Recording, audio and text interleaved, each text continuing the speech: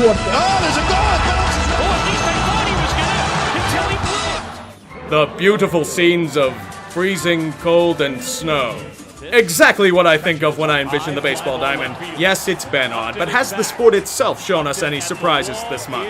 I do have to say this before we truly begin. The amount of empty seats and no-shows so far this year has been concerning even to me.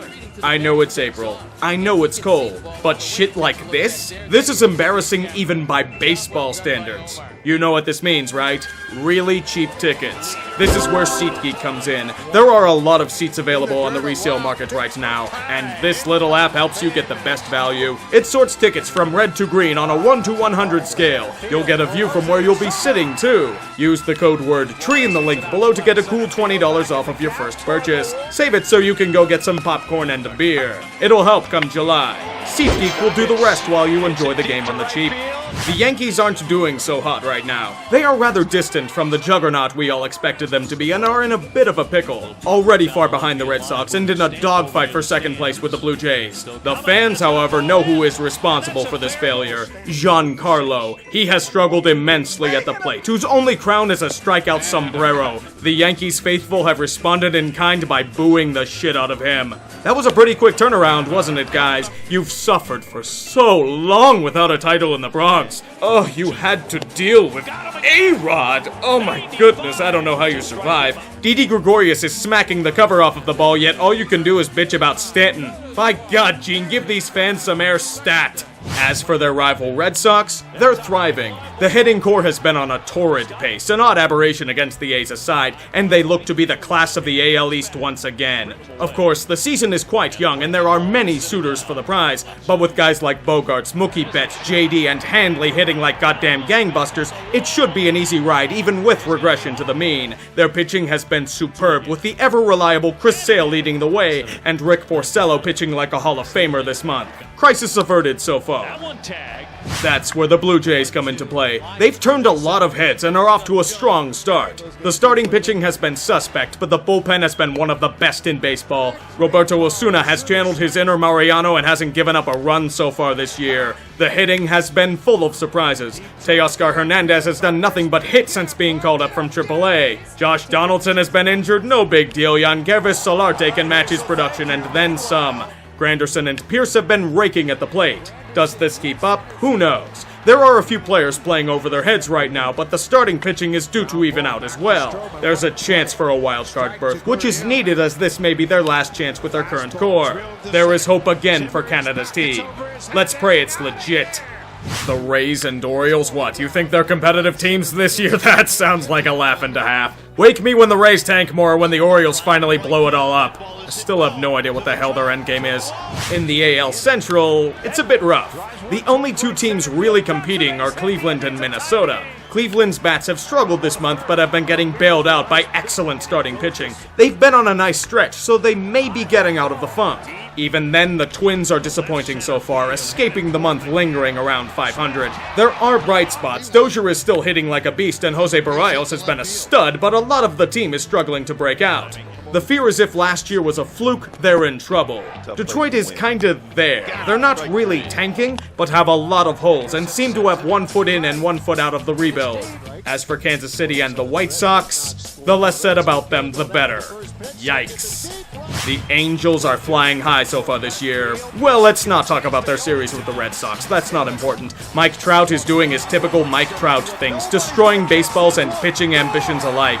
The key this year is Shohei Ohtani. He may have had a rough spring, but he has turned into the Japanese Bambino, dominating on both the mound and the plate, although not at the same time.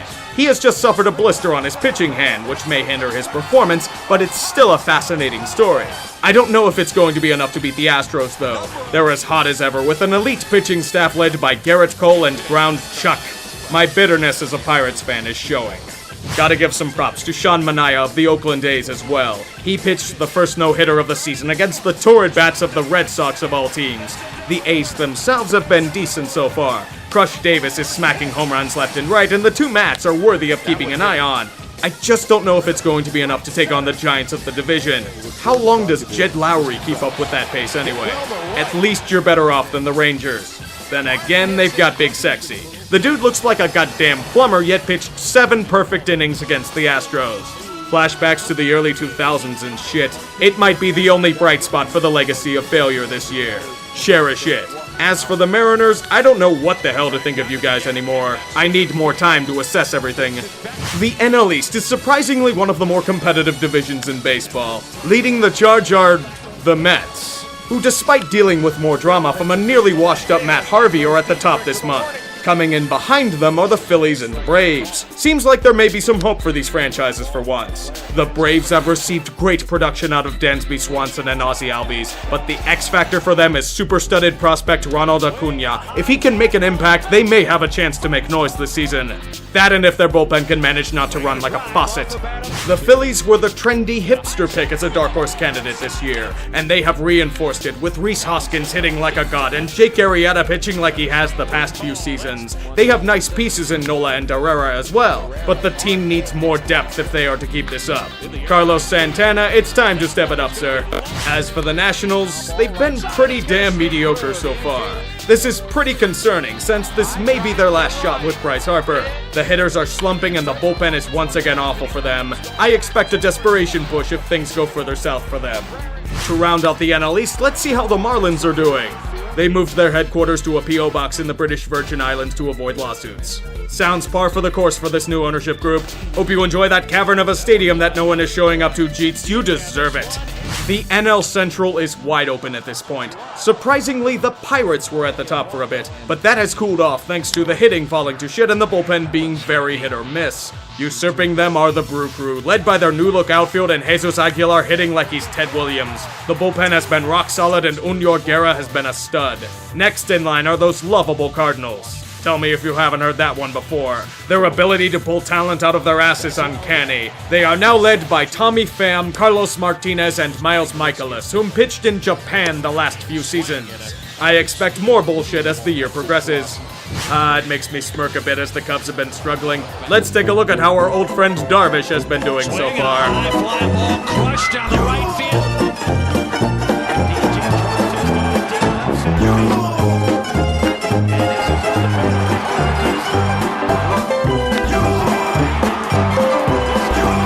It's like he never left Game 7. The Reds are a new breed of putrid. They have ascended tanking and are now at the point where the tanks are starting to drive themselves off of a ledge. Cincinnati has been relatively awful on both sides of the ball, and it has cost Brian Price and his staff their jobs. No word on if he went on a verbal tirade in the locker room afterwards. Since there is still no hope in Cincy, the question remains if there is enough to keep people interested.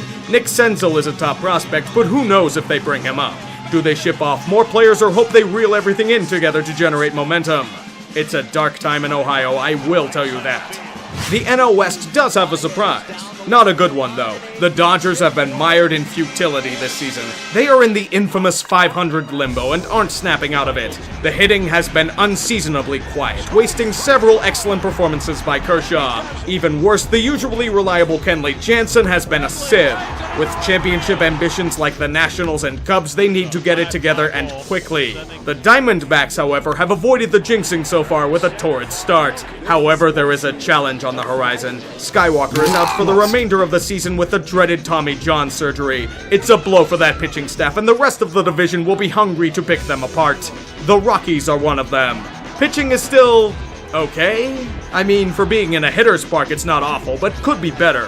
Arenado and Blackman are leading the charge once again. Speaking of which, Blackman just got a nice cushy extension keeping him in Denver for 6 more years. I don't know if there's much else to talk about. The Giants are old and look sluggish, and as for the Padres...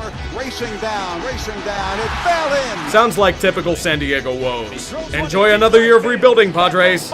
And now it's time for your very own lol cow of the month.